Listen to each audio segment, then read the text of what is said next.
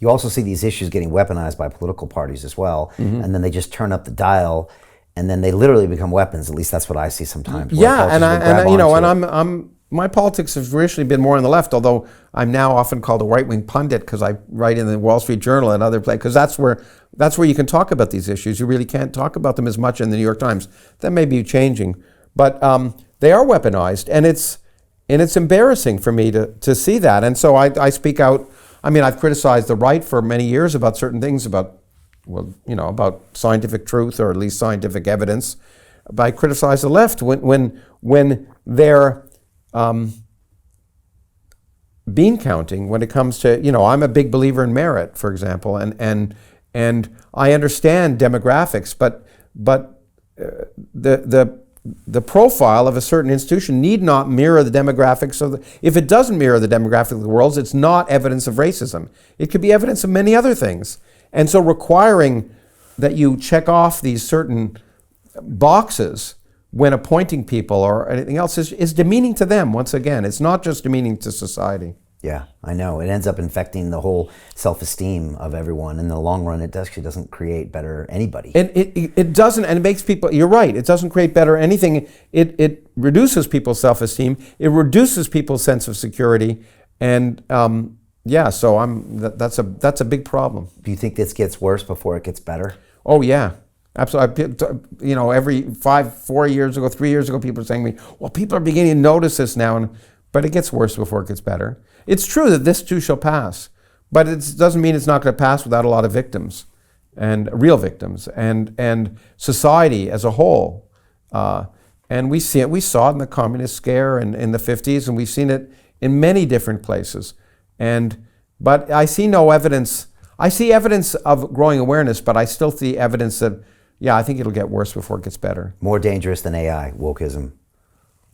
I don't do things that way. I think of apples and oranges. So, there are dangers and not dangerous, and I don't know which is more dangerous. And but I know we have to talk about the things that are dangerous and the things that are, and yet not be so afraid of what's dangerous to not realize that there are opportunities. As I say, the motivation behind wokeness is a positive one. Social justice initially is a goal to try and make the world more just. You can't argue with that. But then it gets pushed. Same with AI. It's a tool that can assist us. Look, people say we give up our freedom with AI. Well, you walk in an elevator. I didn't walk in an elevator to come in here, but there are elevators in your building. And when you walk in an elevator, you've given up your freedom already to one of the earliest forms of computers. You press that floor button and you hope it's going to take you where you want to go, but you don't know. Anyway. Well, to be continued. I'm glad we can have these discussions. Yeah. Because what you really need is a long-form, nuanced conversation to understand. Not sound bites. Yeah, unfortunately, we get reduced to sound bites, and then a lot of people judge someone without ever actually listening to what they said. It's a headline or a clickbait title based on what they said. Yeah, when I write something, and unfortunately, usually it's an editor that chooses the title, which sometimes relates to what I've written and sometimes not. The discussion that follows on Twitter is no one actually reads what I say. It's the title, and or not no one, but you worry about that people don't actually read. And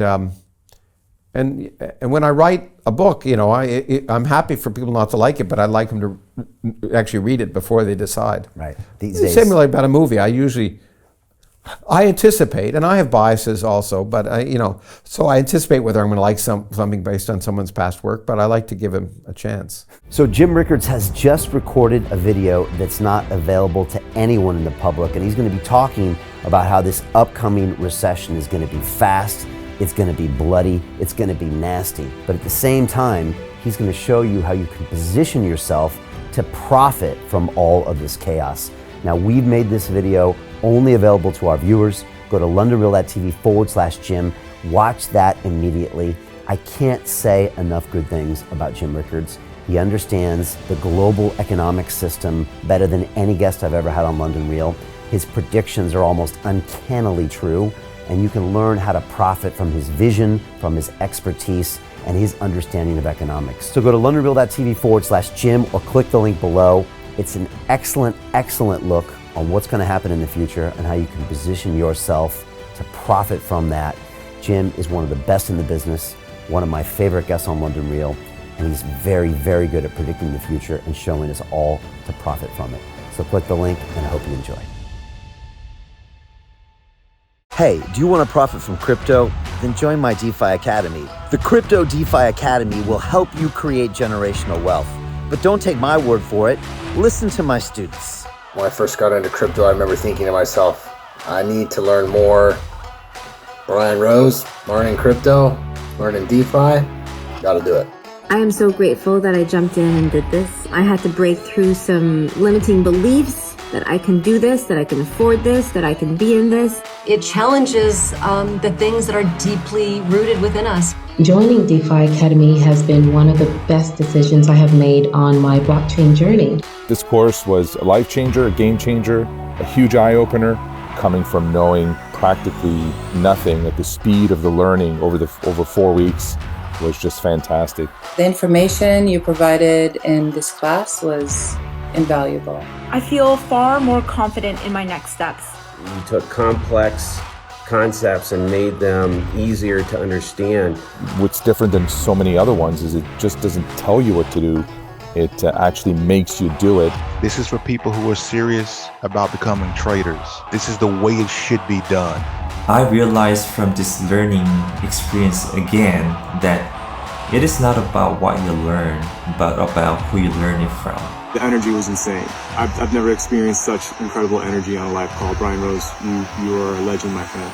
It's the only thing in the market where you can get all information and learn everything what you need to know. Everything is so clear and so well done, and I'm just forever grateful for this program. It made me feel so much more confident about crypto than I did before.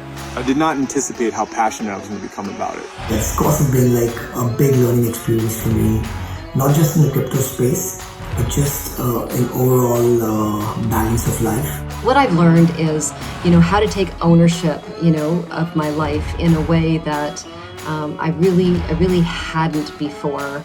Yeah, you can't put a price on that, really. I would recommend it to anybody, top notch. Excellence does not come cheap.